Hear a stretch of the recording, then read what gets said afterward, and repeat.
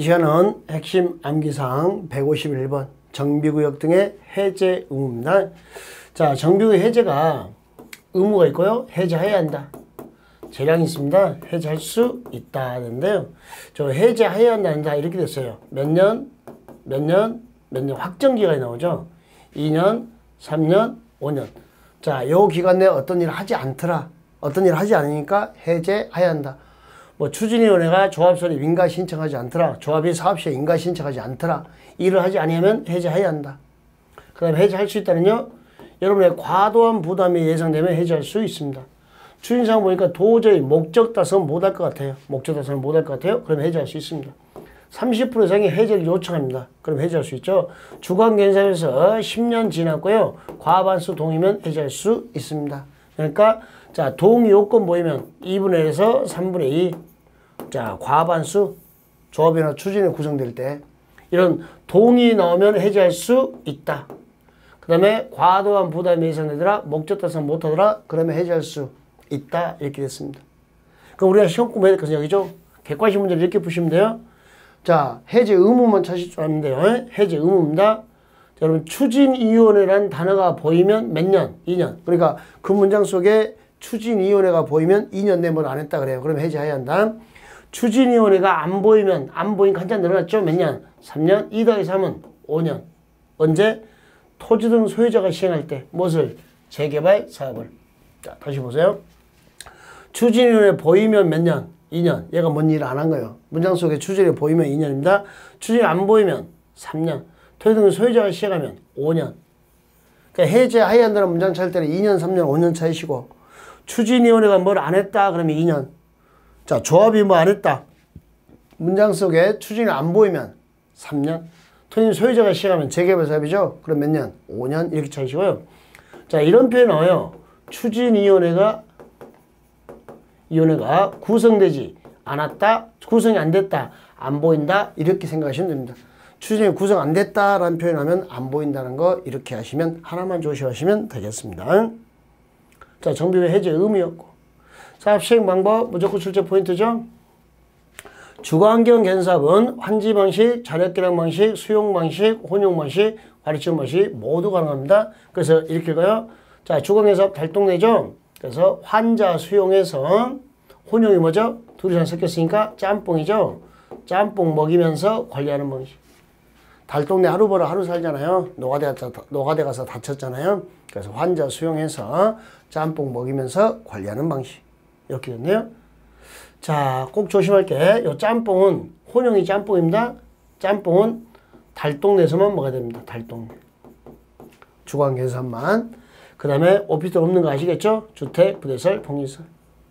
재개발 사업은 4시 가는 사업, 관, 4시. 남의 사업 안 되고 환관만 됩니다. 환지와 관리처분 방식. 자, 그 다음에 건축물입니다. 주택, 상가, 공장이니까 건축물 되는 거 확인해 주시고. 재건축 사업은요, 절대 환지하고 친하지 않습니다. 자, 관리처분 계획 방식만 가능합니다. 그때 재건축은 오피스텔 공급이 가능하다는 거.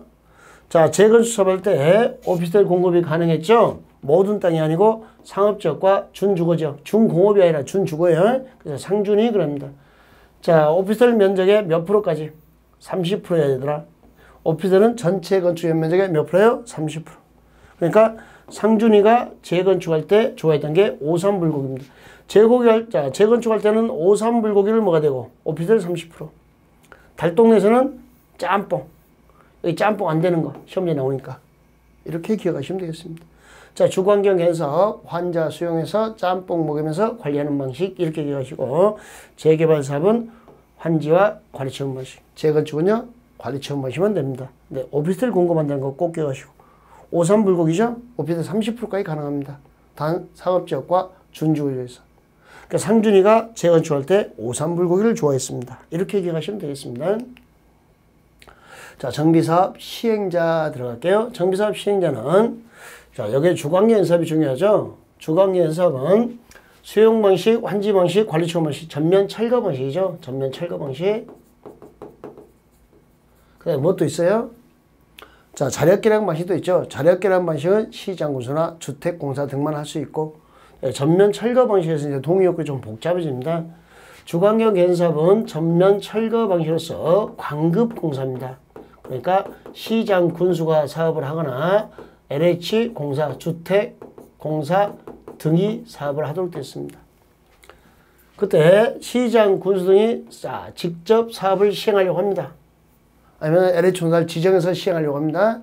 그때 신속 시행해서 소유자의 3분의 2 이상의 동의. 첫 번째, 약자 보호를 위해서 세입자 얼마 동의죠? 과반수.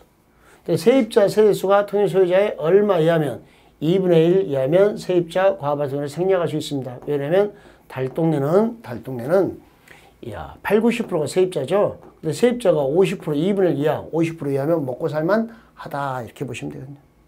전체지분은 전체 동의를 생략합니다. 이렇게 기억하시고. 자, 재개발 사업입니다. 여기 3번부터 먼저 볼까요?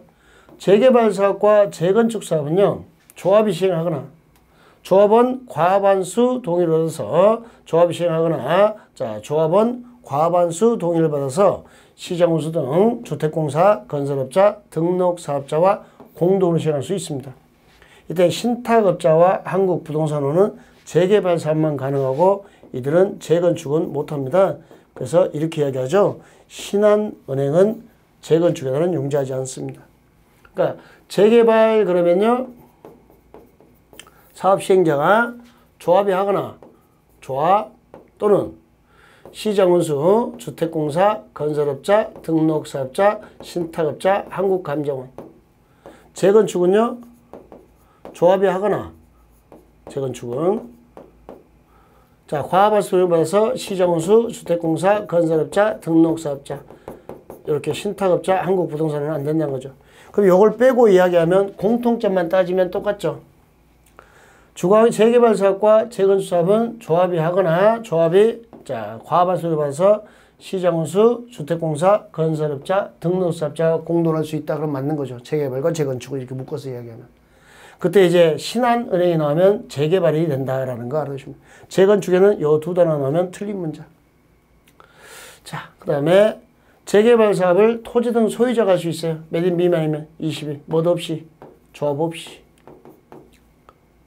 20인 미만이면 토지 소유자가 시행하나 소유자 얼마 동의받으세요? 과반수.